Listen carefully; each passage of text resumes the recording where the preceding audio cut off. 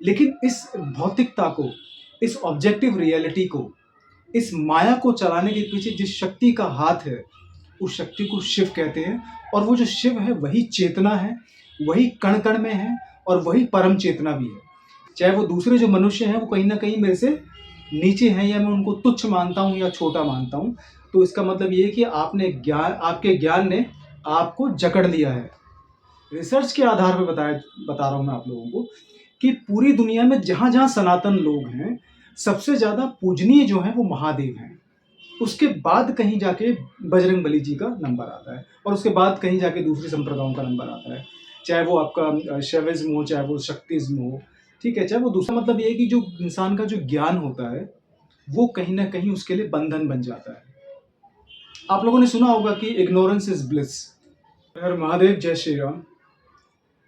बात करते हैं आज महादेव से संबंधित कुछ ऐसी चीज़ों की जो हम लोगों ने सुनी तो है और समझने की कोशिश भी करी है, लेकिन जीवन में उतारने की कोशिश शायद ही बहुत कम लोगों ने करी है।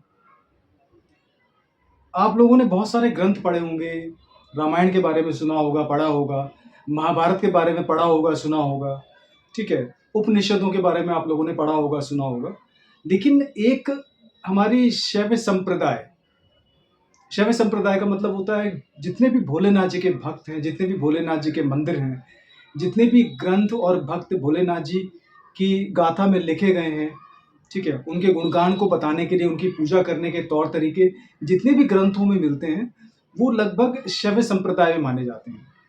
ठीक है, हालांकि 4 संप्रदाय हैं हिंदुस्तान में, सनातन धर्म के अंदर 4 संप्रदाय आती हैं और शैव संप्रदाय वो हैं जो शिव जी के जो भक्त होते हैं, जो शिव और शक्ति की जो पूजा करते हैं, खासकर शिव जी की जो पूजा करते हैं, वो शैव संप्रदाय के लोग होते हैं।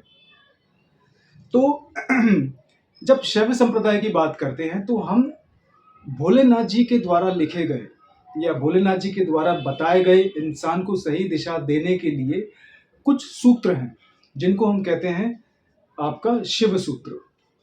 वैसे तो बहुत सारे सूत्र हो सकते हैं, कोई भी ऐसा सूत्र हो सकता है जो बहुत ही किसी भी संप्रदाय के बारे में या किसी भी ग्रंथ के बारे में बहुत ही बारीकी से, जिसकी गहराई बहुत ज़्यादा हो, या एक लाइन या फिर एक शब्द, एक सूत्र हो सकता है। सूत्र का मतलब होता है मंत्र।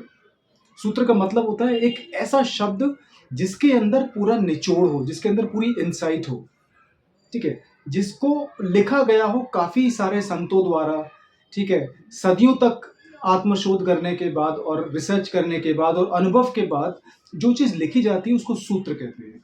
और सूत्र में कभी भी लंबाई चौड़ाई नहीं होती, ठीक है, जैसे बड़े बड़े ग्रंथ होते हैं ना, बहुत सारी कहानियां लिखी होती हैं, ऐसे सूत्र नहीं होते। सूत्र सिर्फ एक शब्द होता है, 2 शब्द हो सकते हैं, और सूत्र के अंदर हमेशा गहराई होती है। बात को समझने की जो जो डेप्थ होती है, जो गहराई होती है, उस बात को कहने वाला जो शब्द होता है उसे सूत्र कहते हैं।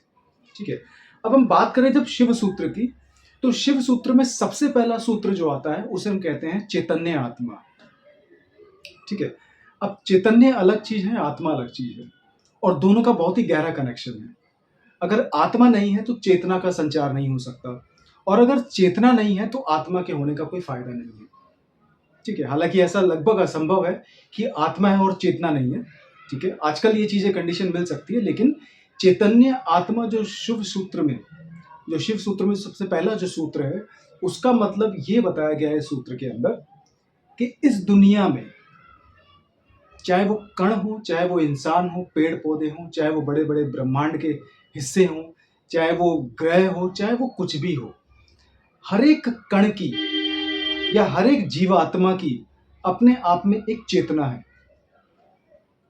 ठीक है, और वो चेतना बहुत ही इंडिपेंडेंट तरीके से, आत्मनिर्भर तरीके से काम करती है। उस चेतना का जो डायरेक्ट कनेक्शन है वो महादेव से है, वो भोलेनाथ जी से है। क्योंकि भोलेनाथ जी को हमारे 3 देवताओं में जो प्रिंसिपल डेटी हैं, ब्रह्मा विष्णु महेश, सबसे ज़्यादा पूजनीय जो माने गए हैं।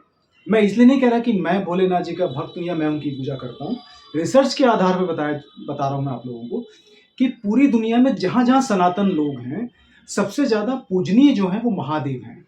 उसके बाद कहीं जाके बजरंगबली जी का नंबर आता है, और उसके बाद कहीं जाके दूसरी संप्रदायों का नंबर आता है, चाहे वो आपका शैविज्म हो, चाहे वो शक्तिज्म हो, ठीक है, चाहे वो दूसरी संप्रदाय कोई भी हो। मेरी नज़र में सब बराबर है, ठीक है। लेकिन रिसर्च के आधार पे मैं ये आपको बता सकता हूँ कि महादेव की पूजा सनातनी लोग सबसे ज़्यादा करते हैं। और उसका कारण ये है कि महादेव को हमेशा एक परिवर्तन, एक क्रांति का देवता माना गया है। एक ऐसा महादेव को प्रतीक माना गया है जो हमेशा अंत करता है बुरी चीज़ों की।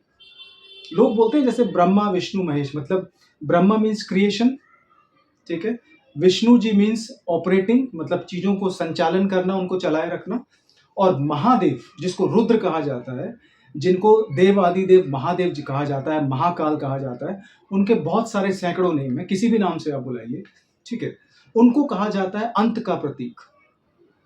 महाकाल को महाकाल क्यों कहा जाता है? क्योंकि अंत में जब काल का जब अंत होता है, जब महादेव किसी चीज़ का अंत करते हैं तो उनका जो जिम्मेदारी है वो प्राकृतिक तौर पे महादेव की मानी जाती है। और शैव संप्रदाय के अनुसार तो महादेव जो है, जो शिव और शक्ति जो है, ये वैसे भी शक्ति जो है वो पूरा का पूरा कल्पना से भरी हुई है। ये जो भौतिकवाद है, ये जो भौतिकता है, ये सारा शक्ति का प्रमाण है। लेकिन इस भौतिकता को, इस ऑब्जेक्टिव रियलिटी को, इस माया को चलाने के पीछे जिस शक्ति का हाथ है, उस शक्ति को शिव कहते हैं। और वो जो शिव है वही चेतना है, वही कण कण में है और वही परम चेतना भी है। इसलिए महादेव को कभी कभी परमात्मा के नाम से भी जाना जाता है, परमात्मा भी कहा जाता है, क्योंकि वही परम आत्मा है, वही परम चेतना है। और जब बात करते हैं चैतन्य आत्मा की, तो यही चैतन्य आत्मा का सूत्र कहता है, जो कि शिव सूत्र का सबसे पहला सूत्र है। इसको सबसे पहला सूत्र इसलिए कहा गया है कि जिस चीज में चेतना ही नहीं है उसके अंदर आत्मा नहीं है, और जिस चीज के अंदर आत्मा नहीं है उसके अंदर चेतना का संचार नहीं हो सकता। तो भगवान भोलेनाथ जी स्वयं अपने आप में विराजमान है किसी भी ऐसी आत्मा में, किसी भी ऐसी चीज के अंदर जिसके अंदर चेतना है। और चेतना का मतलब ये नहीं कि हम लोग जीवित चीजों को चेतना मानते हैं या उनके अंदर आत्मा हो सकती है। हो सकता है कि बहुत सारी निर्जीव चीजें भी ऐसी हो सकती है जिनके अंदर अपनी चेतना हो, या हो सकता है कि उनकी चेतना कहीं छोटे स्तर पे हो, किसी बड़ी चेतना से जुड़ी हो। कुल मिला के सारी की सारी जो चेतना है ब्रह्मांड की, वो कहीं ना कहीं महादेव से जुड़ी हुई है, ठीक है। लेकिन जब बात करते हैं छोटी छोटी चेतनाओं की, तो हम उन चेतनाओं को समझ नहीं पाते, क्योंकि हमारी बुद्धि का जो स्तर है वो बहुत अभी सीमित है। तो चैतन्य आत्मा का सूत्र ये कहता है कि इस दुनिया में जितनी भी चेतना है, जितनी भी आत्माएं हैं, चाहे वो छोटे स्तर पे हों चाहे वो बड़े स्तर पे हों, ठीक है, उनका संचार, उनका संबंध कहीं ना कहीं परम आत्मा से, परम शिव से है। इसलिए इसको चैतन्य आत्मा कहा गया है, जो कि पहला और सबसे इंपॉर्टेंट सूत्र माना जाता है। दूसरा सूत्र जो है वो कहा गया है ज्ञानम बंधम। मतलब ज्ञानम बंधम का मतलब है चैतन्य आत्मा ज्ञानम बंधम। या बहुत ही सरल शब्दों में कहूं तो इसका मतलब ये है कि जो इंसान का जो ज्ञान होता है वो कहीं ना कहीं उसके लिए बंधन बन जाता है। आप लोगों ने सुना होगा कि इग्नोरेंस इज ब्लिस, या little knowledge is dangerous thing, ठीक है। या अगर ज्ञान अगर अधूरा हो तो बहुत ज्यादा खतरनाक हो सकता है, ठीक है।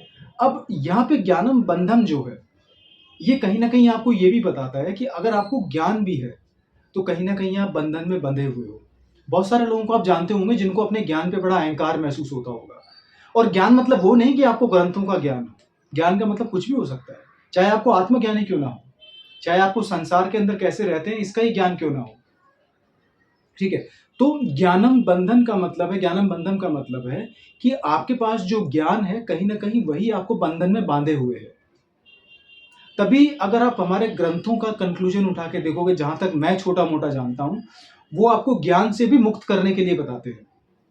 अगर आप अपने बिलीफ सिस्टम से, अगर आप ये मानते हैं कि आप बुद्धिजीवी हैं, आगे आप ये भी जानते हैं कि अगर आप मूर्ख हैं, अगर आप ये मानते हैं कि आप ये जानते हैं, अगर आपको ये पता है, आपको इस बात का अभिमान है, अहंकार है कि मैंने इतने ग्रंथ पढ़ लिए, ठीक है, मैंने भगवत गीता पढ़ ली, या मैंने अष्टवक्र गीता पढ़ ली, मैंने रामायण पढ़ ली, मैंने उपनिषद पढ़ लिए, और मैं अपने आप को बहुत बड़ा ज्ञानी मानता हूँ, बाकी दूसरे जो जीव हैं, चाहे वो दूसरे जो मनुष्य हैं, वो कहीं ना कहीं मेरे से नीचे हैं, या मैं उनको तुच्छ मानता हूँ या छोटा मानता हूँ, तो इसका मतलब ये है कि आपके ज्ञान ने आपको जकड़ लिया है। शिव सूत्र का जो दूसरा सूत्र है वो यही कहता है कि ज्ञान अगर आपको जकड़ ले, अगर आप अपने ज्ञान के साथ भी अटैच हो जाते हैं, अगर आपको आपके ज्ञान से भी मोह हो जाता है, तो कहीं न कहीं आप मोह का शिकार हैं। कहीं न कहीं आप अहंकार का शिकार हैं, क्योंकि आपके पास जो चीज़ है, जो कि बहुत लंबे समय तक आपके साथ नहीं रहेगी, लेकिन आपको ऐसा एहसास है कि मेरा ज्ञान मेरे लिए बहुत इम्पोर्टेंट है, मैं अपने ज्ञान की वजह से इस दुनिया में जाना चाहता हूँ, मैं अपने ज्ञान की वजह से ही पूजनीय हूँ। तो भोलेनाथ जी का जो कहा गया दूसरा मंत्र है, जो शिव सूत्र में कहा गया है, वो ये है कि ज्ञानम बंधम।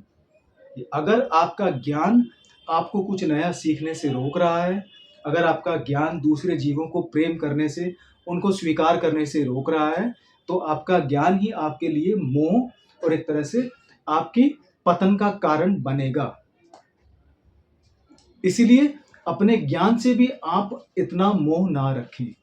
और ज्ञान कभी भी परमानेंट नहीं होता, ज्ञान कभी भी स्थायी नहीं होता। ज्ञान हमेशा अपग्रेड होता रहता है, ज्ञान हमेशा बढ़ता रहता है और ज्ञान कहीं न कहीं आपको एक दिन छोड़ के भी जाना पड़ता है। तो चैतन्य आत्मा ज्ञानम बंधम, ये 2 सूत्र हैं, जो बहुत ही इम्पोर्टेंट सूत्र हैं शिव सूत्र के। और आने वाली वीडियोज़ में मैं आगे के जो सूत्र हैं वो भी बताता रहूँगा। और कहीं न कहीं आप लोग अपने ज्ञान से बिल्कुल भी अटैच ना होएँ, क्योंकि बहुत सारे लोग अहंकार का शिकार होते हैं और अपने ज्ञान को ही परम ज्ञान मान बैठते हैं। तो ज्ञान को हमेशा रोकने की कोशिश ना करें, ज्ञान को कहीं न कहीं बढ़ाते रहें। और आपको कुछ नया सीखने को मिलता है, तो भी आप सीखने की कोशिश करिए। और ग्रंथों का कंक्लूजन ये कहता है कि आपको किसी भी चीज़ से मोह नहीं रखनी है। आपका ज्ञान जो आपकी बुद्धि में है, वो कल किसी और के पास था, परसों किसी और के पास था और आने वाले समय में किसी और के पास होगा। तो ज्ञान का जो बंधन है, इस बंधन से अपने आप को मुक्त रखिए। हर हर महादेव, जय श्री राम। पिटाई खानी है तेरे को? हट जा।